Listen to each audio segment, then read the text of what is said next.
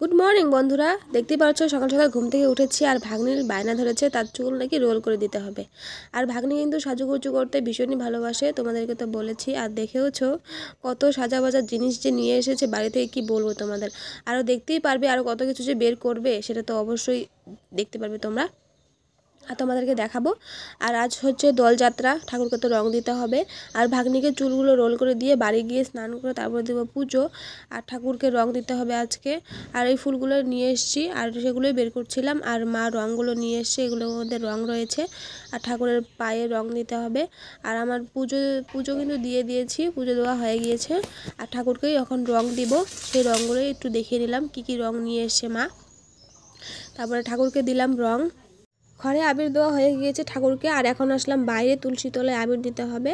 আর আমাদের পুরো বাড়িতে কিন্তু রং দেয়, সেই ছোটোবেলা থেকে দেখে আসছি, মা ঠাম্মারা দিত আর এখন আমি দিই।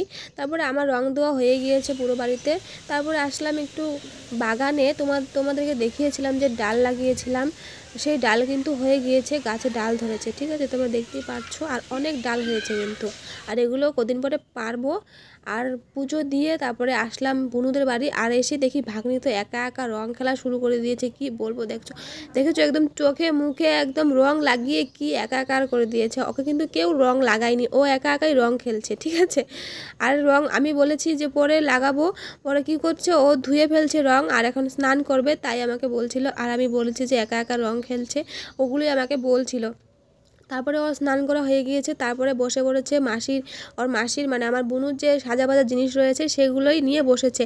আর তোমাদের বলি, কে কোনটা চাও কিনতে অবশ্যই আমার কমেন্ট বক্সে জানাবে ভাগ্নির কাছ থেকে। দেখেছো সব কিছু কিন্তু একদম ছড়িয়ে বসে পড়েছে। আর একটু পরে চলে এসছে আমাদের পাড়ার যত ভাই বোনেরা রয়েছে, সবাই কিন্তু রং খেলা শুরু করে দিয়েছে। আর বুনুকে এদিকে রং দিচ্ছিল, তারপরে কাকিকে দিল, আমাকেও কিন্তু দিয়েছে, কিন্তু আমি দেখাইনি। আর এত রং খেলেছে, মুখে চুখে রং, ভীষণই দারুণ লাগছিল কিন্তু দেখতে। আর এইদিকে দেখতেই পারছো ভাগ্নি একদম বসে পড়েছে সব কিছু নিয়ে, আর ওকে কিন্তু কেউ দিতে পারেনি রং। তারপরে একটু পরে আমরা ঘুমিয়েছিলাম, আর একটা পার্সেলের ফোন করলো, পার্সেলের লোক। তারপরে নিয়ে আসলাম একটা পার্সেল, আর এটাতে ছিল দুটো মালা, সেম ছিল কিন্তু সাইজের ছোট ছিল। তোমাদেরকে ওপেন করে দেখাচ্ছি, দেখতেই পারবে। আর কেমন হয়েছে মালাটা অবশ্যই কমেন্ট করে জানাবে সবাই। আর আমি এটা খুলতে পারছিলাম না, একটা স্টিকার দিয়ে মারা ছিল, তারপরে একটা ক্লিপ দিয়ে তারপরে ওটাকে খুলে ফেলেছি, খুলে তারপরে বের করলাম বক্সটা। আর দেখতেই পারবে, দাঁড়াও আমি দেখাচ্ছি। আর এটার মধ্যে দুটো মালা ছিল, আর মালা দুটো ভীষণই সুন্দর ছিল, ছোট ছোট মালা ছিল, একটু লম্বা ছিল, একটা ছোট ছিল, একটা বড় ছিল, একই রকম দেখতে কিন্তু সাইজে ছোট বড়। আর কেমন হয়েছে মালা দুটো অবশ্যই তোমরা জানাবে আমার কমেন্ট বক্সে। আর আমার কাছে তো ভীষণই সুন্দর লেগেছে মালা দুটো। আর তোমরা যদি কেউ মালা দুটো আনতে চাও, একসাথে কিন্তু রয়েছে দুটো মালা, তাহলে আমি ওর লিঙ্ক দিয়ে দিব, তোমরা অবশ্যই নিয়ে আসতে পারো।